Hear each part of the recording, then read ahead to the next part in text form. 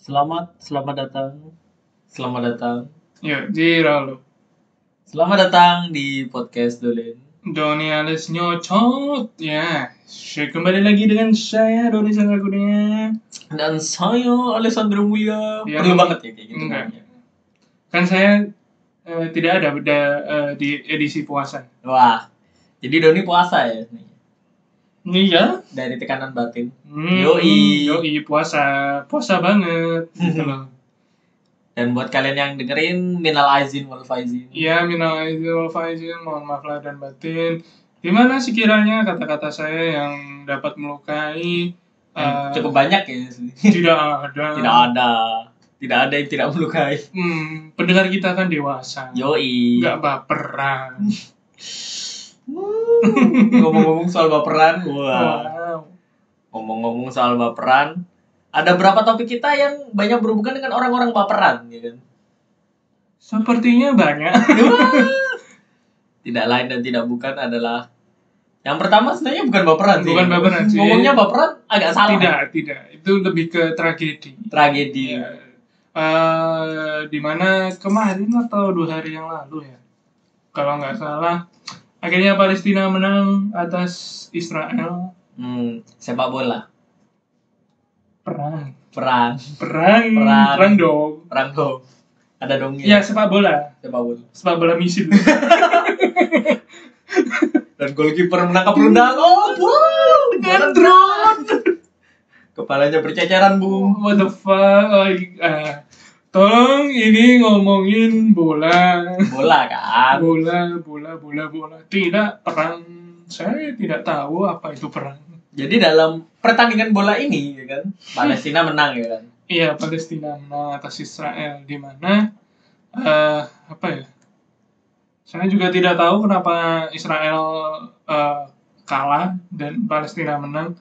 Ya, tapi hasil akhirnya adalah tidak ada lagi jatuhnya korban. Tidak ada lagi yang harus tidak ada lagi generasi berikutnya yang merasakan kepahitan akan hasil dari Palestina dan Israel ini. Gitu. Generasi yang nggak tahu sebenarnya konfliknya apa gitu. Iya. Tapi mereka harus merasakan. Gitu. Nah, yang jadi yang cukup menyita perhatianku itu loh. Bukan masalah kita membela atau tidak membela, tapi lebih ke masalah kita tahu konteksnya apa enggak. Dimana sering beberapa orang atau kita sebutnya oknum ini mungkin membela Palestina atau membela Israel, tapi tanpa tahu konteks apa yang terjadi, gimana sejarahnya bisa seperti itu gitu loh. Iya, jadi mereka itu membela atas dasar ya yang sedang happening aja kayak gitu. Mereka take a stand karena ya everybody take a stand. Iya, ya ikut-ikutan kayak gitu. Tapi itu bukannya hal yang bagus sih. Awareness sih, spreading awareness. Tapi lebih baik kalau kita tahu konteksnya kan. Iya benar. Kalau udah mengudara gitu kan lebih baik tahu backgroundnya daripada langsung pasang tagar. Yoi. Ya dengan kejadian ini kita semakin sadar bahwa ada beberapa bagian dunia yang sedang tidak baik-baik saja. Tidak terkecuali di Indonesia mungkin ada beberapa konflik mungkin yang ada di Indonesia yang kita tidak tahu sebetulnya kayak gitu. Benar. Ya kayak gitu deh. Kita harus tahu konteksnya ya. Setidaknya jangan ikut-ikutan deh kayak gitu. Karena kalau ikut-ikutan ujung-ujungnya malu-maluin gitu. Misalnya bawa Indonesia juga gitu kayak satu penduduk menjadi representasi satu negara tuh bagi kita yang mikirnya benar kan agak ngeselin ya. Kita hitungannya kayak seminggu terakhiran deh kayak mereka kan merepresentasikan bahwa mereka itu membela dengan memakai bendera masing-masing yang kedua kubu ya. Tapi apakah itu cukup gitu loh? Iya benar. Ya Ya kayak masang stiker lah. Kayak masang stiker Happy Family di belakang mobil kan podo aja kayak ya itu lah aku dari bojo anak. Ya ini sama kayak gitu. Jadi lebih ke apa ya? Bukan tidak berguna ya, apa ya? Lebih apa ya lebih ya tepatnya sih kayak menyebarkan awareness dan accept awareness itu. Jadi beda pun nggak apa-apa sebenarnya kan. Misal kayak gue bela Palestina, si Polo bela Israel.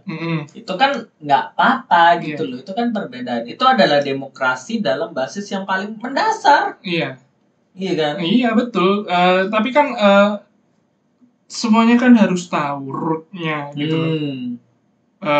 Jangan mentang-mentang bahwa mungkin ada salah satu kubu yang memang apa ya menyerang dengan teknologi yang lebih maju atau teknologi yang lebih hebat.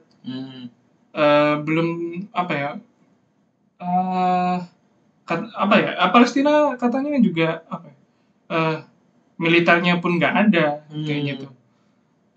Jadi kan harus pandai-pandai menyerna sebuah informasi kayak gitu. Harus tahu mana yang dibela, harus tahu kenapa Israel begini, kenapa Palestina begini, kayak gitu sih. Iya, ngomong-ngomong soal teknologi dan biasanya kalau teknologinya lebih tinggi, mereka punya kuasa yang lebih banyak, mereka kan punya otoritas, ya kan? Yang bisa diartikan sebagai kapitalisme. Ya, kurang lebih terlalu jauh anjing. Saya bisa. Nah, ngomong-ngomong soal otoritas Palestina dan Israel dan melecehkan otoritas itu sendiri, ada satu kabar di mana seorang anak itu dikeluarkan dari sekolahnya. Iya. Karena membuat konten TikTok, hati-hati Anda milenial yang biasanya main TikTok, yang tolol-tolol. Saya tidak menyebut semua pembuat konten atau konten creator TikTok itu tolol. Enggak, sama sekali enggak ya. Tapi ada berapa yang memang menyita perhatian? Ya, oknum yang menyita perhatian bahwa ada seorang siswi di mana ya? Saya juga tidak tahu, pokoknya di Indonesia. Yang pastinya tidak di Pulau Jawa. Merekam mengupload video kalau dia membela Israel, di mana yang Indonesia sendiri pro Palestina gitu. Karena memang mayoritas Palestina adalah menganut agama Islam gitu. Iya benar. Diserang dong si cewek ini, siswa SMA ini, dan dikeluarkan dari sekolah. Kenapa? Yang saya pikirkan kenapa harus dikeluarkan dari sekolah? Ini nih menurut gue ini melecehkan otoritas gitu loh. Kan dia punya hak untuk beropini, walaupun opininya segimanapun kita nggak setuju. Tapi masa lu ngeluarin? Ya kan, anak kita punya dari dulu kayaknya program wajib belajar 12 tahun gitu.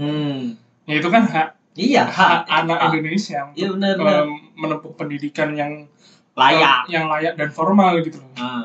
Tapi kenapa instansi pendidikan kita sebut saja sekolah malah mengeluarkan siswanya atau siswi itu sendiri, di mana tugas sekolah adalah mencerdaskan kehidupan bangsa gitu loh. Iya benar.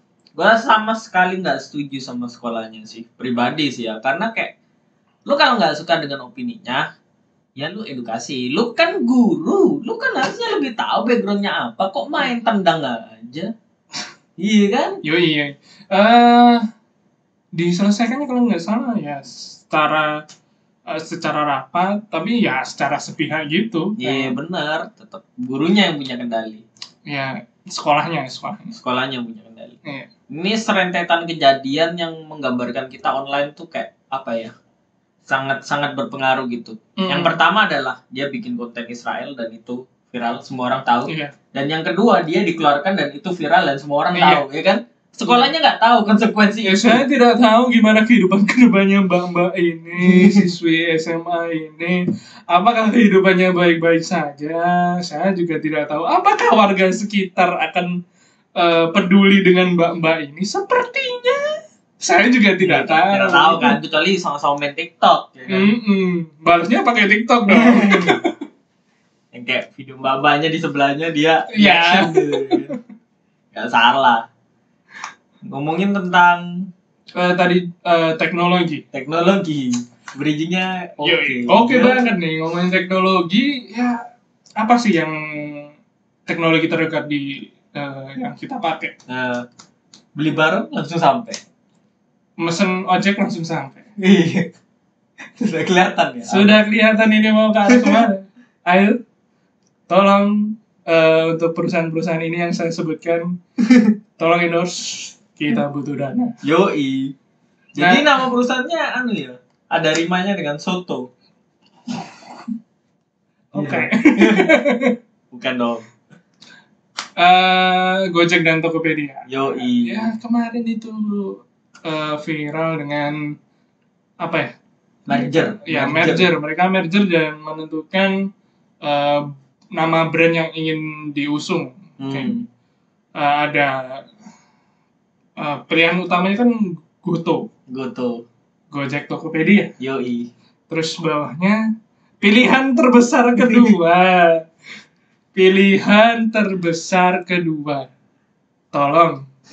Pilihan terbesar kedua. Toke,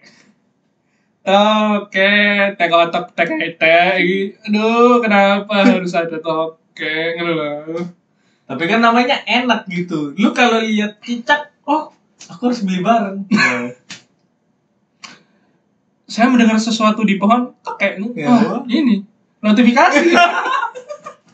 Notifikasi ternyata. Notifikasi ojol sama barang kita sampai. Nanti seragam-seragamnya bentuknya kayak cicak-cicak gitu. Bercak-bercak ya. Yoi. Bersisik nah. Terus dijual. Wah, kenapa dijual? Ada yang beli ya emangnya kayak gitu. Ya toke kan ada komoditasnya sendiri. Benar juga ya. Gecko. Ya Gecko. Yoi. Teman kita dulu ada yang Gecko. Oke. Itu yang kedua ya. Lu tahu gak yang ketiga? Pilihan besar ketiganya. Karena ketiga, keempat, dan lima itu sangat tidak relevan dan mudah dilupakan. Seperti Goto. Tidak dong. Tidak. Dengan gencarnya promosi dan iklan di TV, pasti semua orang ingat Goto. Tapi Goto nggak gencar ya promosinya? Masih belum, masih sebatas iklan kayak kolaborasi kayak collab gitu Tokopedia sama Gojek. Tapi belum ada kayak nama resmi Goto. Ini pasti direksi Gojek sama Tokped tuh mikirnya kayak, kita udah bakar uang 2 tahun, masa kita bakar uang lagi? Saya bakar uang untuk perusahaan ini, kenapa saya harus membakar perusahaan? Membakar uang untuk perusahaan yang saya bikin lagi gitu loh. Oh iya, benar. Sementara Shopee udah mulai ya? Udah nggak bakar lagi gitu. Sepertinya sih masih bakar gitu, masih belum hitungannya sih masih belum settle. Ya bisa sih, tapi kan ada backingannya dia. Oh iya pasti ada backingan karena kan Shopee kan udah Unicorn atau Dekakon ya? Waduh, nggak tahu gue. Pokoknya kalau setahu gue sih Gojek itu udah Dekakon, Tokopedia juga Dekakon, jadi satu kan? Jadi Dekakon. Blok. Ya dengan mergernya kedua perusahaan ini, apakah menimbulkan sebuah hal yang positif atau negatif? Tapi kalau dari saya sih agak kurang setuju ya. Kenapa? Pasti nanti hasil akhirnya akan seperti kurir-kurir Shopee gitu. Bukan dilecehkan. Dilecehkan secara finansial, yoi. Apa ya? Jadi kayak job desk-nya ojol ini jadi lebih ketambahan untuk membawakan barang dari Tokopedia. Soalnya di Surabaya kemarin aku udah nemuin kalau Gojek ini udah bawa tas yang khusus untuk membawa barang, tas kargo gitu. Nah, itu deh. Saya juga tidak tahu penjelasan biaya gajinya kayak gimana untuk para ojol ini. Ojol yang merangkap kurir. Bayangin deh, udah bawa penumpang, bawa makanan, antar barang, sama ekspedisi buat nganterin barang dari Tokopedia. Iya benar. Tapi kan belum tentu. Siapa tahu memang gajinya jadi jauh lebih gede, iya kan? Bisa jadi. Ya, aku kan cuma bilang yang aku pandang sebagai kerugian gitu loh. Iya benar. Mungkin Goto akan merger lagi dengan Bukalapak, Lazada. Goto Pak. Waduh. Goto Bu. Wah. Oke Pak.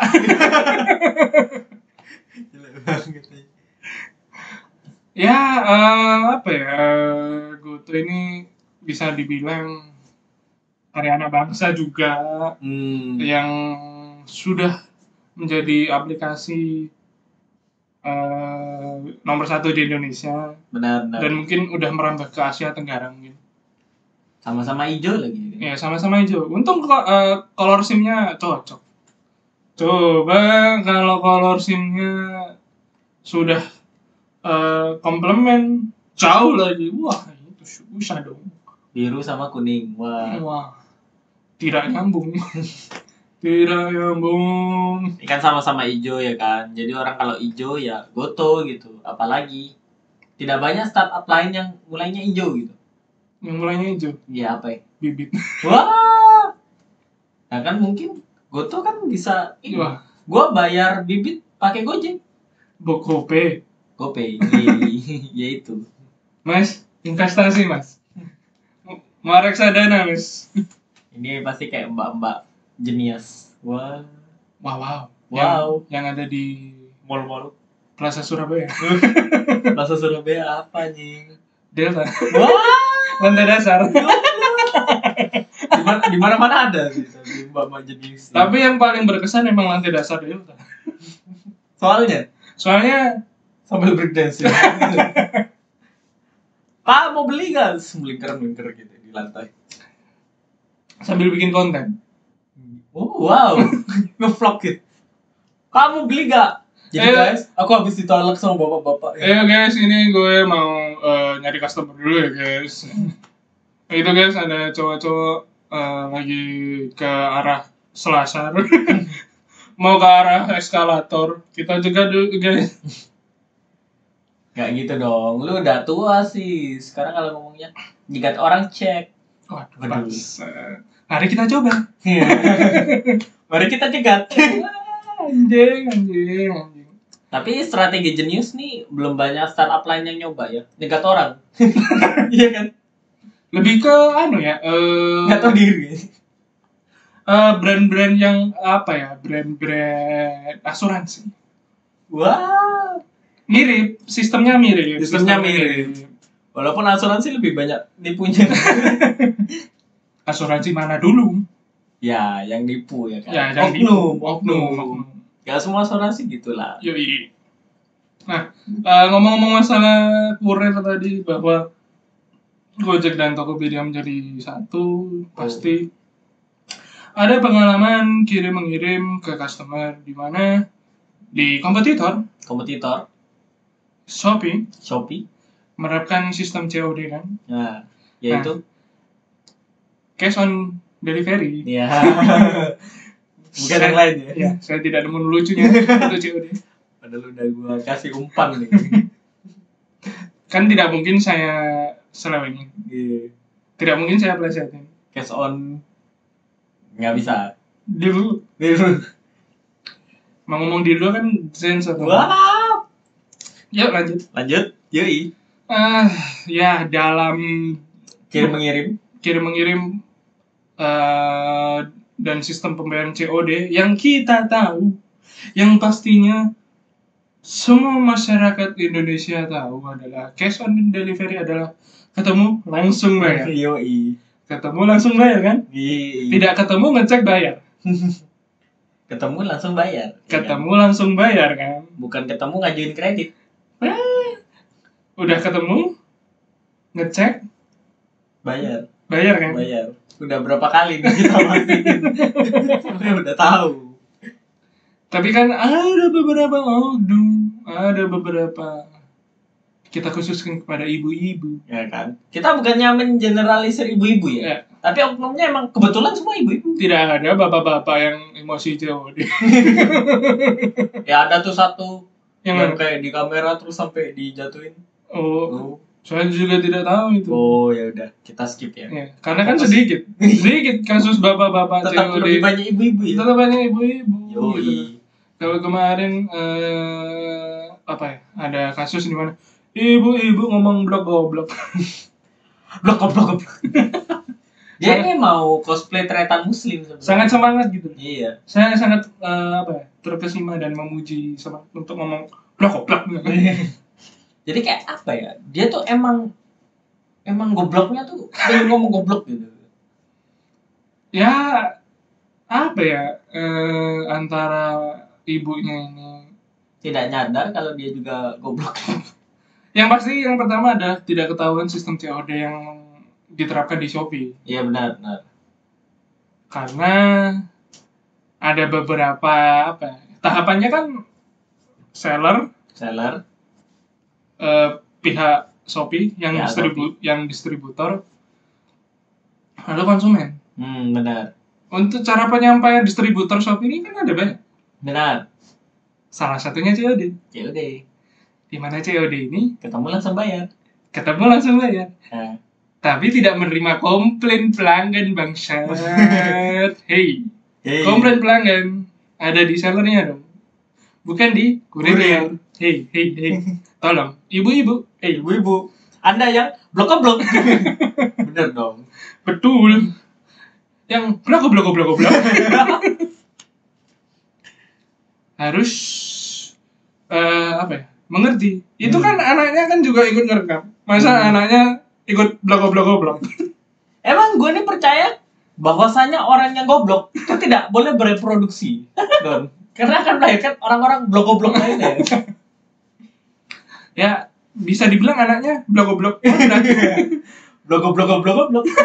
Ya dong. Ya, betul. Tapi yang yang sangat membuat saya di lain sisi kurirnya ini sangat sabar. Tapi ngerekam. Which is fair ya kan? Iya. Adil. Mereka ngerekam, kurirnya juga ngerekam. Tidak mau disalahkan. Mampu membela.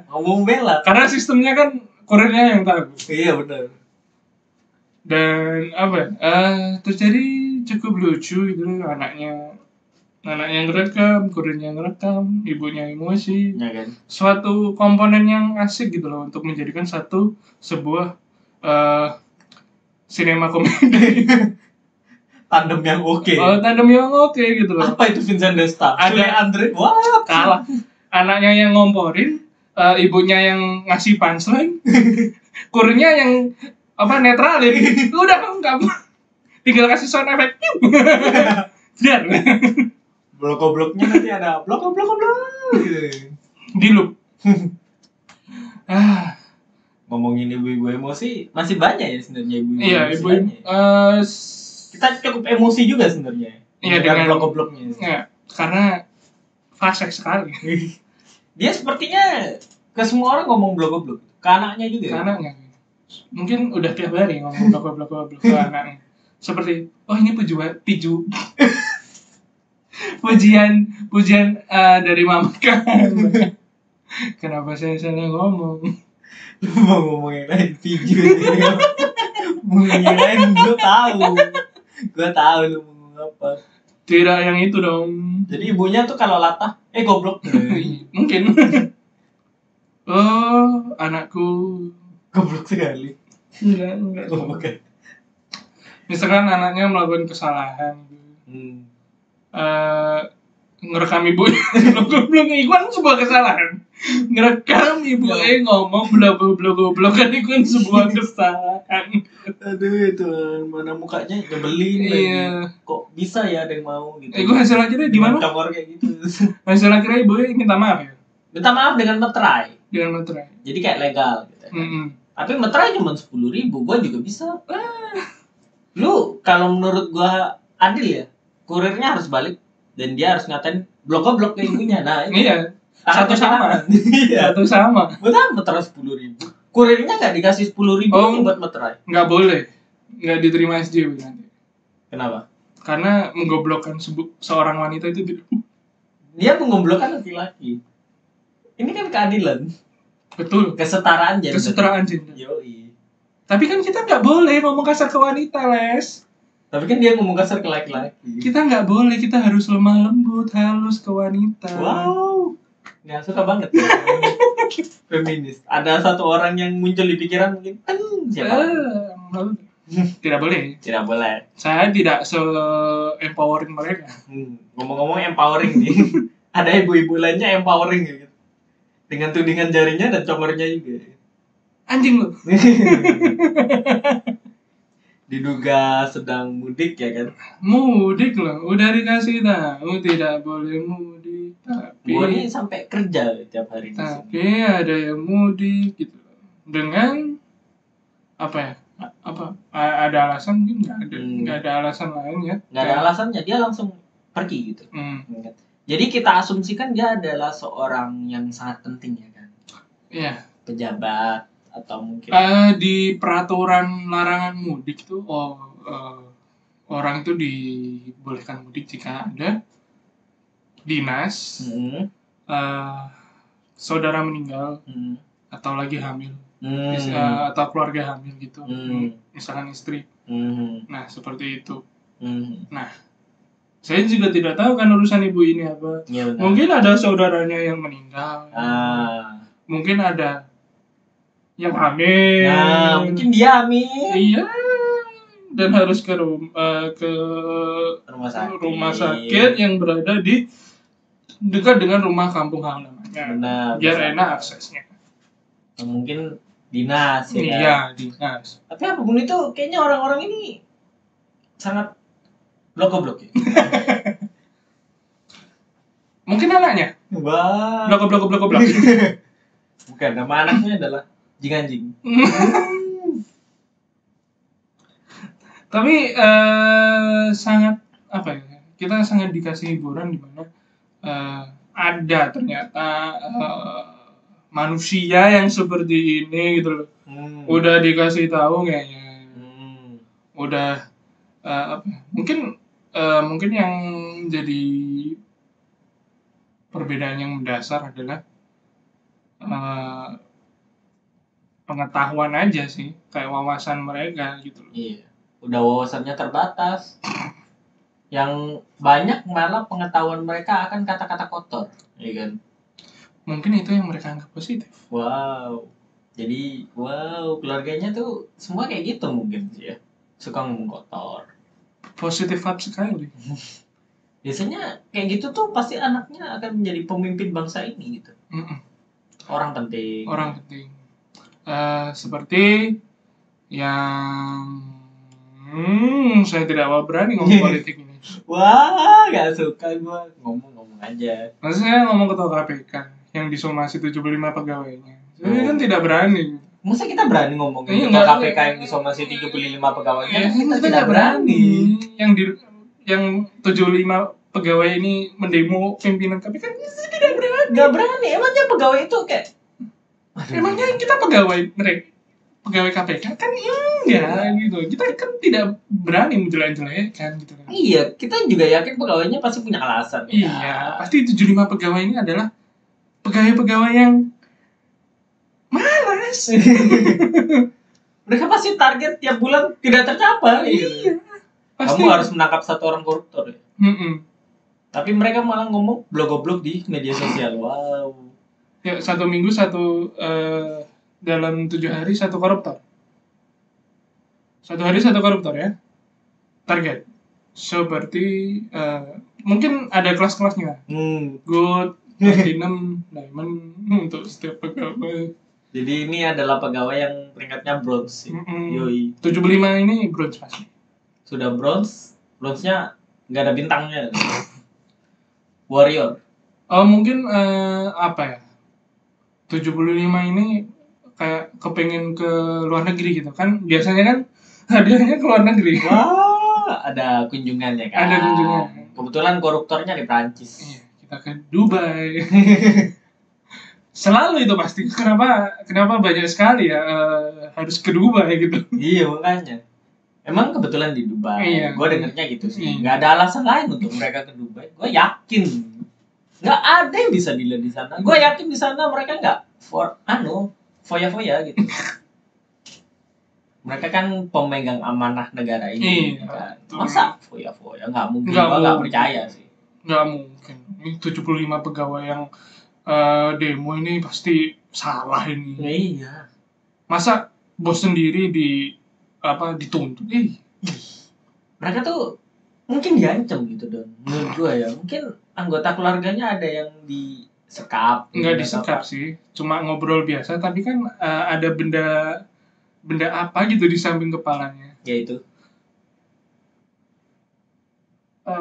Makeup. Wah, makeup. Jadi kan ya brush atau lipstick gitu ya. Ngomong pistol kan nggak boleh. Iyalah, masa kita ngomong senapan mesin gitu. Iya. Kan kita nggak boleh ngomong sebuah sebuah kejahatan. Kita kan harus positive vibe. Jadi 75 orang ini adalah orang-orang dengan positive vibe gitu. Betul. Yoi. Betul. Tidak pernah ngomong blog-blog sepanjang hidupnya. Tidak pernah langsung menuntut. Ya, setelah ngomongin ibu-ibu yang emosi dengan anjingnya, dengan blog-blognya. Wow. Tapi tiba-tiba kenapa ke KPK? Bridgingnya bagus. Iya. Ngomong apa? Terus di mana KPK ini mempunyai pemimpin Yoi. yang dituntut oleh pegawainya. Tapi pasti dalam pemilihan pemimpin pasti kan mengerti bibit bebet bobotnya. Kita harus ya. Kita harus tahu kapabilitas. Mungkin yang mampu menggantikan kepala KPK atau ketua umum KPK ini adalah saya mempunyai salah satu nama. Yaitu The Lord of Prince Ranggasasana. Sunda Empire. Ya, Prince of Sang Ranggasasana. Punya banyak gelar sekali orang ini. Iya benar. Dia nih apa ya? Inggris, Korea Utara lewat gitu. Supreme leader apa nggak ada apa-apanya sama dia sih. Wawasannya pun sangat luas. Benar. Dimana banyak fakta yang mungkin kita tidak tahu. Malah gue kayak anjing, gue bodoh banget. Iya. Ya kan? Kok aku merasa tercerahkan di sini. Gue merasa blog banget. Iya.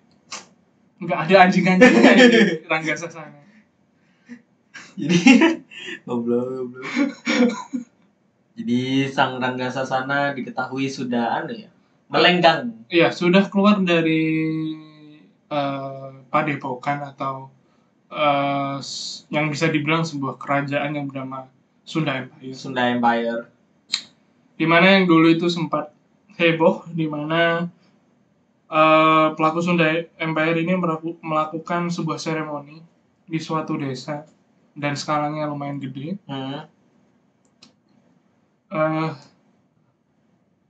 Kalau nggak salah ketuanya udah ditangkap dan beserta anak buahnya Rangga ini, dan sempat diundang di televisi gitu sebelum ditangkap. Tapi yang saya pikir itu yang saya bingung kenapa televisi mau undang ini Rangga. Televisi adalah sebuah produk kapitalis. Betul. Di mana ada uang, di situ ada program. Seorang dengan power seperti Ranggasasana mampu membawa uang ke televisi.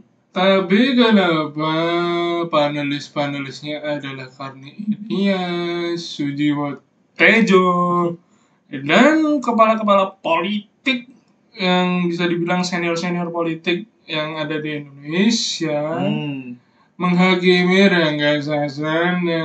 Ini kan sangat tidak adil.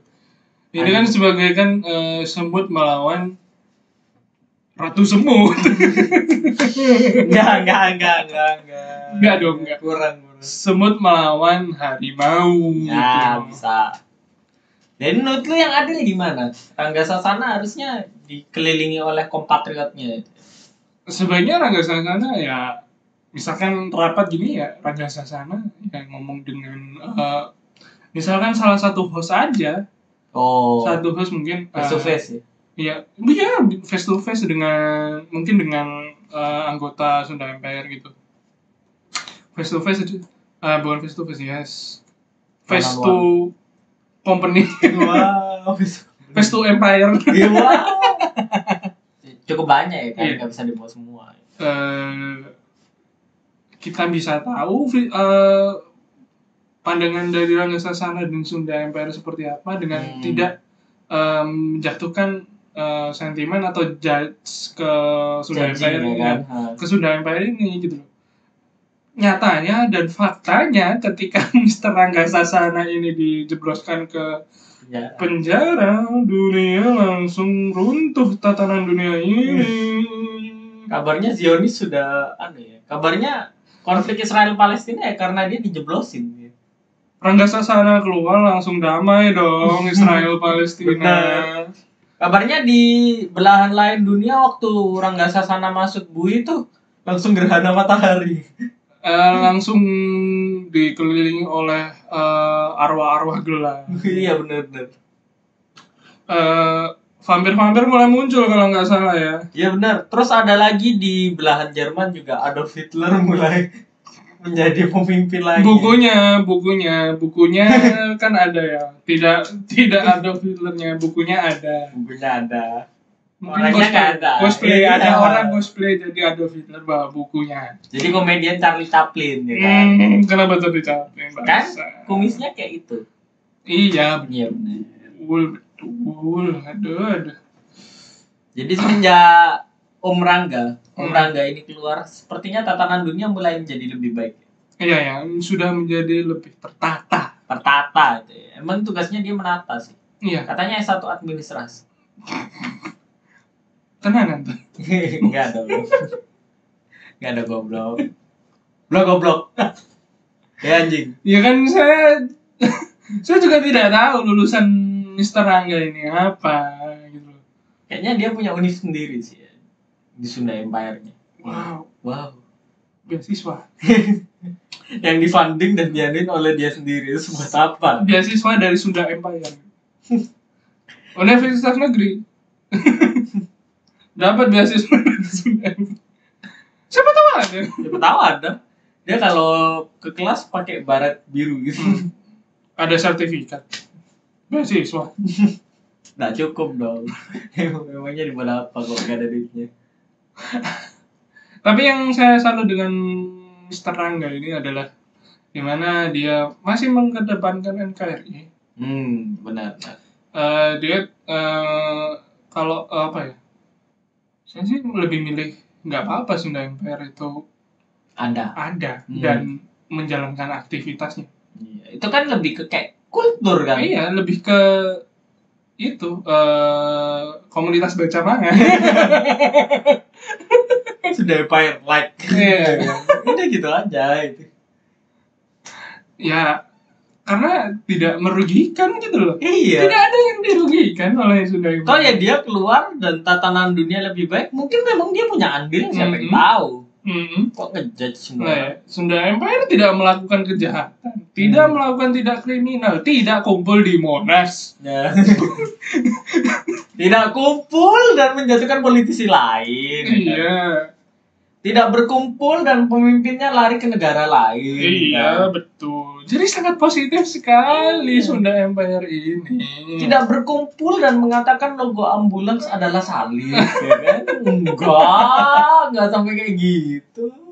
Tidak merendahkan produk makanan roti. Tidak merendahkan pegawai Indomaret karena tidak memberikan sumbangan. Iya, betul. Jadi tidak ada ruginya. Iya, malah lebih banyak untungnya Iya, daripada oknum-oknum tadi kan. Iya betul.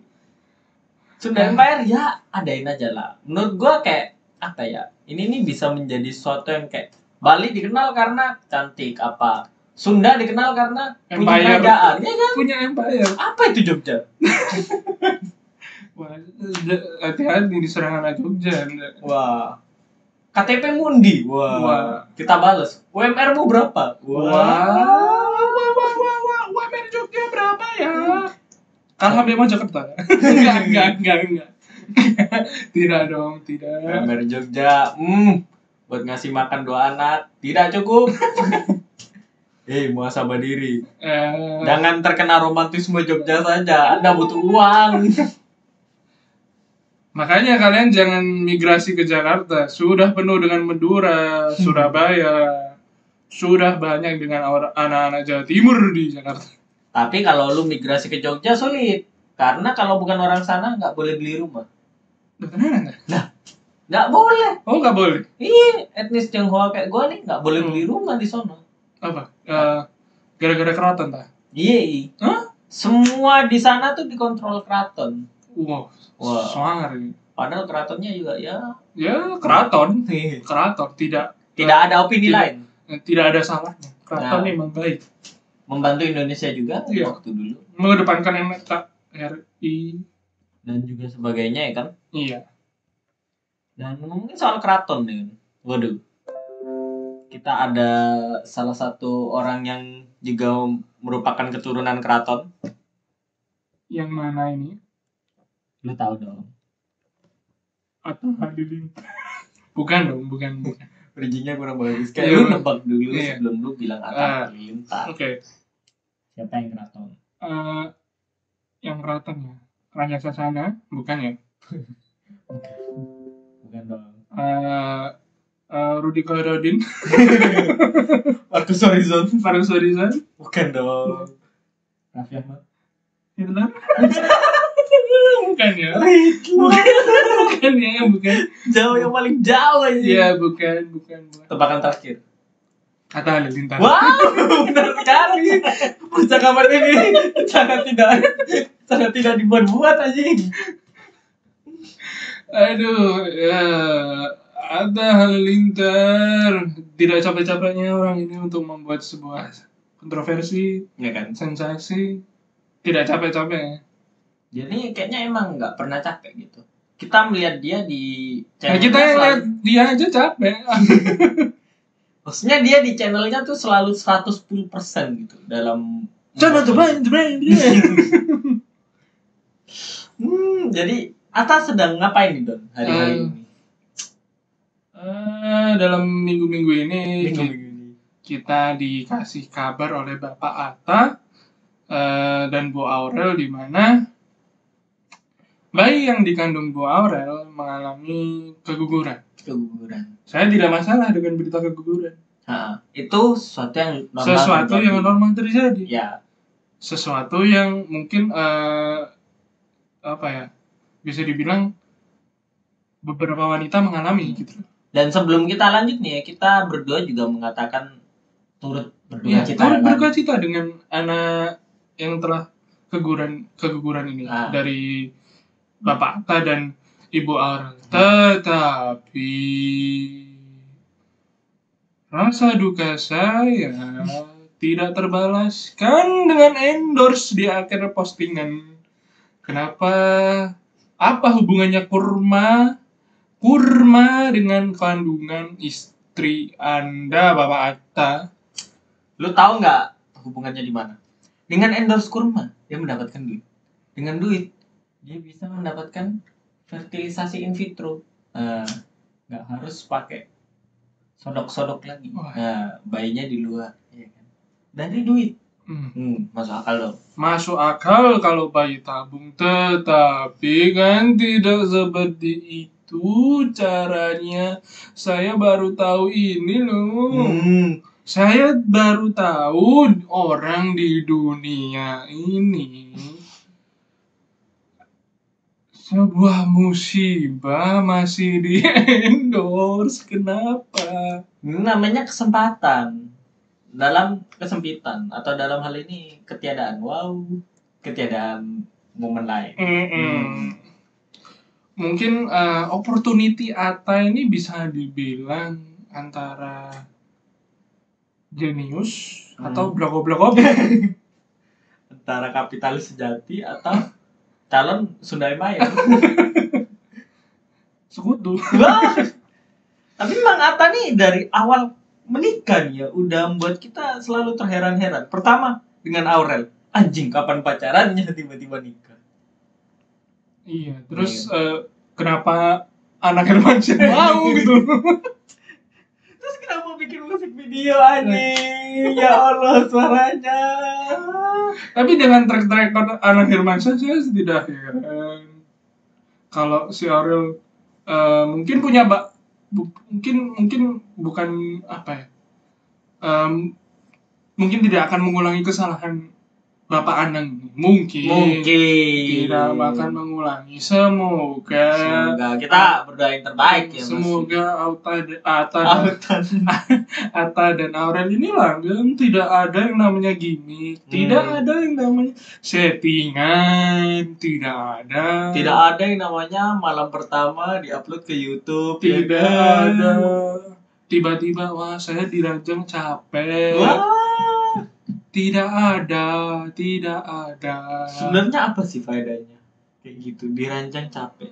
Gue juga dirancang capek setelah membanting tulang menjadi budak korporat. Nah iya, kenapa harus di timingnya harus setelah nikah dan setelah malam pertama? Kenapa? Sebelumnya Anda kan juga menggunakan fasilitas tangan kiri ya kan? Masa nggak capek? Itu nggak pernah di-up di YouTube. Apakah tangan kiri? Apakah emang beneran tangan kiri? Apa dong? Katanya kan Empire. Punya sendiri kan? Wow. Tidak, saya ngomongin Empire yang lain. Bukan yang itu ya? Bukan yang itu. Yang mana? Bukan. Yang apapun itu yang kalian pikirkan bukan. Tapi Atta Halilintar nih termasuk apa ya? Topik yang nomor 2 lah paling sering kita bahas. Nomor 1 Yonglek. Selalu. Yang malah yang lagi itu kalah apa ya? Kalau dilihat dari segi engagement malah lebih engage Atta. Soalnya bodohnya lebih natural aja gitu. Lebih terasa gitu. Iya, lebih malam pertama. Wahai diupload kayak kebodohan manusia itu tidak terfikirkan ketika Atta itu melakukan sesuatu gitu. Ketika Atta melakukan sesuatu, wah ini orang bodoh ini. Orang bodoh baru. Bodohnya transcendental anjing. Melebihi galaksi. Malam pertama dibuat konten. Gue nggak habis pikir gitu. Lu kayak apa ya? Ini nih banyak ya momen di dalam konten Atta tuh yang harusnya sakral gitu. Dan malah kayak anjing keguguran dibuat konten jahat. Lu seberapa rendah gitu lu bisa pergi sampai apa ya nalar gue itu apa ya sampai mikir wah ini kayaknya gimmick settingan. Sebenarnya emang nggak terjadi apa-apa, emang nggak keguguran kayak gitu. Berarti dari awal nggak skip papap ya? Iya bisa saja emang tidak ada hasil pembuahan gitu. Atau dari awal mungkin emang nggak pernah suka gitu, ya kan? Bisa jadi. Untuk konten dengan foto kandungan itu pun saya juga bisa ngambil dari Google JPEG-nya terus saya upload di story Instagram juga bisa dengan caption kurma. Bisa. Tapi kalau sampai senda itu wah itu udah bukan bodoh lagi, lebih bodoh. Itu kategori blog-blog. Ya semoga saja salah. Ya semoga saja opini-opini dan asumsi saya salah. Enggak. Dan apa ya untuk Atta, wah, gue sebenarnya jarang sih lihat YouTube-nya. Tapi saya nggak pernah. Tapi kalau sering kayak gini gitu, orang tuh apa ya mengingat Atta bukan karena BMW i8-nya atau apanya, tapi karena konten-kontennya. Iya, karena track record yang emang tidak baik. Tapi juga tidak lebih buruk dari buruk. Tidak seburuk membunuh orang gitu, kagak. Tidak lebih baik dari buruk. Tidak melakukan apa. Atta nih, iya benar, maksudnya dia tuh tidak seburuk, dia tuh tidak pernah melakukan sesuatu yang ilegal gitu, Iya. ya kan? Tapi anjing ya, aneh gitu. Nggak pernah ilegal dia. Edgy-nya itu nggak edgy banget. Upload masalah kandungan, oke. Kita tahu bahwa itu adalah ranah yang formal, yang sering kita ketahui. Benar. Tapi dengan tambahan endorse menjadi what the fuck. Kenapa orang ini sejenius ini bro? Anjing, gue mana tahu kalau gue harus keguguran untuk dapat endorse kurma. Dia pemikirannya udah jauh ke depan. Yang lain kurma identik dengan apa? Unta, naik haji, apa? Ini keguguran. Siapa yang tahu ya? Kita sebenarnya selalu menantikan langkah-langkah selanjutnya. Apa yang dipikirkan oleh Bapak Atta ini? Apakah dia akan mengkilirkan kakinya untuk iklan counterpane? Siapa tahu. Tapi yang vokal ini emang dari sisi Attanya ya? Kalau dilihat gimana maksudnya? Kalau dilihat kan yang emang vokal ini Attanya, Aurelnya cuma ngikut gitu. Nah, Aurel ini pembantu ya, pemeran pembantu maksudnya, bukan pembantu. Lebih ke malam pertama ya dia cuman captionnya senyum-senyum aja, oke aja gitu. Ya kita mah oke gitu kalau kayak yang dulu videonya itu si Ariel sama CT, nah kan. Kenapa Arielnya nggak disensor bang? Kan Ariel banyak. Ariel itu mermaid. Betul. Yang Disney. Betul. Ya kan kalau videonya kayak gitu mungkin halayak umum masih bisa kayak, oh ya ini malam pertama jelas dong. Iya. Ya kan. Oh ini video bokep jelas. Kenapa diperjelas aja? Tapi Atta kan nggak gitu, jadi dia nih tidak melakukan sesuatu yang ilegal gitu, tapi cuman seburuk-buruknya konten Ariel lebih buruk konten ini yang dipakai Atta. Tapi selain itu deh, sebenarnya Atta nih belakangnya ngapain aja sih? Coba gue buka ya YouTube-nya. Ini dengan gue membuka YouTube Atta, gue nih sudah mengorbankan konten-kontenan, Oh. Kenapa jurusnya Atta Halilintar? Nah, waduh. Ini adalah video yang 1 hari yang lalu. Tapi ini baik sih, ini mulia sekali. Tapi kenapa harus ada embel-embel anaknya gitu loh? Kalau nggak salah kemarin ada salah satu konten. Itu loh, orang tua dari Atta, yaitu adalah Nyonya Halilintar dan Tuan Halilintar. Yoi. Kita nggak tahu namanya sih. Ya yang kita tahu kan Halilintar ya. Iya. Di mana melakukan fit call gitu loh. Atta dengan orang tuanya ini memberikan kabar bahwa anaknya keguguran gitu loh. Dan katanya orang tuanya mimpi kalau didatengin anaknya. Tapi gimana orang tua ini tahu ya anaknya Atta itu seperti apa? Nah, apakah berbentuk kurma? Kan siapa tahu. Kenapa berbentuk kurma? Jadi kayak ada ininya nih. Ada kayak apa sih? Bedong. Bedong. Dia di dalamnya kurma. Wow. Bangsa. Kan mimpi biasa gitu. Tapi sangat unik ya Bapak Atta ini dalam menyampaikan pesan dan bisa dibilang unik. Kita tidak ngomong kalau ini salah. Yang salah. Kita hanya ngomong ini aneh dan tidak pernah saya lihat selama seumur hidup saya kalau konten keguguran ini bisa dijadikan endorse gitu loh. Kurma lagi. Bisa endorse kan kalau sorry itu saya keguguran ya mungkin untuk dokter kehamilan, kan? Pregnancy test, ya. Semangka kalau mau cowok. Tua banget. Tapi kan ini kurma gitu. Apa hubungannya kurma dengan Anda melakukan? Enggak ada kan? Enggak kan? Sangat revolusioner ini Bapak Atta ini. Cara-cara kan sangat unik ya. Kalau kita ngomong seorang entrepreneur sejati, itu sebenarnya bukan Bapak Khairul Tanjung atau Bapak Nadiem Makarim, sebenarnya adalah Atta Halilintar. di mana Bapak Karol Tanjung pasti tidak kepikiran kan akan konten tersebut. Tidak akan kepikiran. Bapak hanya bikin TV. Bapak hanya bikin TV untuk menyiarkan acara-acara yang Bapak seneng kan? Ya. Tidak terfikirkan bahwa konten keguguran akan bisa di-endorse. Tidak terfikirkan. Kurma lagi. Lagi. Mana bisa masuk? Di TV. Nggak bisa kan? Mana ada iklan TV yang pertama bridgingnya, aku keguguran, saatnya makan kurma. Tidak ada dalam sejarah periklanan Indonesia. Milo. Lewat. Milemonilo lewat. Anak marketing Milemonilo harus belajar dari bikin keguguran. Maksudnya bikin konten yang out of the box. Di luar nalar manusia. Out of the womb, di luar rahim. Wow, dark sekali. Mohon maaf. Tapi guyonan ini muncul di kepala. Gambling, tapi lucu ya kan. Mungkin bisa dikontrol Z ya. Bisa diandu ya kan. Ya bisa diandu. Tapi kan benar, konten di luar rahim. Betul. Iya kan? Iya. Tapi sebelumnya di dalam. Sekarang udah keluar.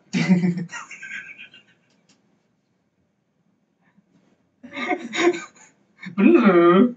Jadi tidak keluarin tutupnya ke rumah. Wah. Atau mungkin jangan-jangan keluar loh. Kurma.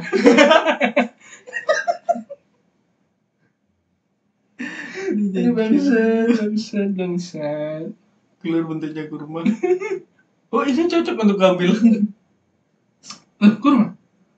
Konten ini. Aduh. Otak kontennya langsung berpikir konten. Uang. Jadi otak kata adalah 90% konten, 10% kehidupan nyata. Aduh Tuhan. Jadi untuk YouTube nyata ya sebenarnya ya seperti yang gue bilang tadi, tidak ada yang ilegal. Iya, tidak ada yang ilegal, tidak ada yang aneh. Bukan tidak ada yang aneh, tidak ada yang ilegal, tidak ada yang kriminal. Hanya saja emang kita tidak bisa menangkap pesan dari konten-konten yang atas sampaikan. Nah. Apalagi kalau saya sih cuma berpikir itu sih Anang sama Ashanti jawab loh. nggak ngomong, nggak dijadiin konten juga. Kita juga nggak pernah ngeliat mereka makan kurma ya kan? Iya, betul. Siapa tahu ngidam. Dan juga ayah ibunya Atta nih lebih tepatnya. Mereka mau sampai kapan bisa keep up dengan sifat seperti ini? Kita harus pungkiri kalau ini anaknya itu. Ini kan gimana tanggung jawab orang tua ya kan? Pasti bangga. Siapa sih yang nggak bangga? Bangga dong. Gue aja bangga. Channel nomor 1 di Indonesia. Nah. Siapa sih yang nggak bangga? Kurma lagi. Kayak kurma tuh endorsannya tuh di antara list selebriti tuh paling sulit bridgingnya. Iya. Ini langsung tembus. Tembus. Ada lagi yang tembus. Konsep marketing langsung masuk, awareness, engagement masuk. Semua KOL apa langsung masuk ya? Langsung masuk. Tapi gue nggak. Untuk influencer harus belajar dari atas. Dan gimana kita juga harus belajar sih. Untuk menyikapi perbuatan Atta. Dimana kita harus pandai memilah dan memilih. Apa yang baiknya harus kita lakukan dan tidak kita lakukan. Seperti konten keguguran ini pastinya tidak akan kita lakukan. Karena kita berdua laki-laki tidak akan keguguran ya kan. Betul. Tapi kan saya cuma menjaga, misalkan saya bersuami istri, saya menjaga perasaan istri saya. Saya tidak mungkin mengupload keguguran nggak apa-apa. Tapi kan saya menghargai istri saya karena tidak dijadikan konten endorse gitu loh. Ayo dong Atta. Ayo. Di keep up dong. Ayo, masa otaknya masih di situ-situ saja. Ayo. Otaknya kan emang di situ, di tubuhnya ya kan. Iya. Ya. Ada naga. Enggak. Kok naga? Naga apa? Naga apa, Doni? Naga apa? Kok naga? Enggak. Saya kira kan kayak ilmu. Ternyata kan tidak ada. Iya. Berarti otak Anda juga tidak lebih baik. Bedanya adalah dia tajir. Iya. Iya. Tajir, channel nomor 1, Dan juga, nikahin anaknya Anan. wah, ini nih kayak apa ya? Tidak ada piala, plakat atau trofi apapun yang lebih gede dari ini. Achievement-nya udah gede banget ini. Aurel lagi. Aurel lagi, siapa yang nggak kenal Aurel? Wow. Siapa yang nggak kenal Aurel? Hah? Kecilnya agak beda tapi. Ya, memang betul. Puber ya kan. Puber kan bisa merubah segalanya. Gitu. Yoi. Emang dulu siapa ya? Chelsea Islan kecilnya kayak sekarang. Enggak. Tapi ini agak jauh. Kecilnya agak beda sih. Maksudnya agak jauh itu tinggi badannya. Nah, dulu kayaknya kecil banget deh. Ya wajar gue liatnya dia waktu TK sih. Gedenya tiba-tiba kayak gini ya kan. Iya. Siapa yang ngira gitu. Kalau bakal nikah sama Ata. Kan nggak ada yang ngira. Langsung tiba-tiba di GBK lagi. Wow. Kurang bau apa gitu. Untuk Atta juga kalau mau bermusik lihat-lihat ya. Kalau partner duetnya Aurel Hermansyah ya lu keep up lah. Jangan masih dengan work hard play hard. Atta kan mumble rap. Aduh. Work hard play hard. Aku mulai tak bisa deh. Saat mesti mulai tak bisa dipost. Anjir. Ya sepertinya. Wis capek aku deh ngomongin Atta. Iya. Seperti Atta yang capek memeras konten, kita juga capek memeras Attanya. Ya, jadi kita capek harus bagaimana lagi untuk saya jujur aja aku yang nggak siap untuk kedepannya kontennya apa akan seperti apa lagi, apakah akan menembus nalar kita lagi. Tapi kita berdoa seperti itu sih ya, agar kita juga entertain. Ya, agar ada yang dibahas aja. Ya. Dimana kita bisa merendahkan satu manusia ini. Nah, walaupun saya merendahkan Atta, pasti Atta tidak peduli, pasti ya sugih-sugih aja. Tetap kaya. Ya, dan kaya. Kita tetap miskin. Kita tidak ada apa-apanya dengan Atta. Makanya kita berani ngocot. Tapi kalau kita tambah miskin, wah. Work hard, play hard. Alhamdulillah BMW i8 next year ya kan. Ya. Amin. Ya, kalau itu saya undur diri dulu. Nama saya Doni Cantakunia. Saya Alessandro Mulya. Ya, kembali tunggu minggu depan di podcast Dolen ya. Semoga ada konten-konten Atta. Yoi. Yoi. Bye. Bye.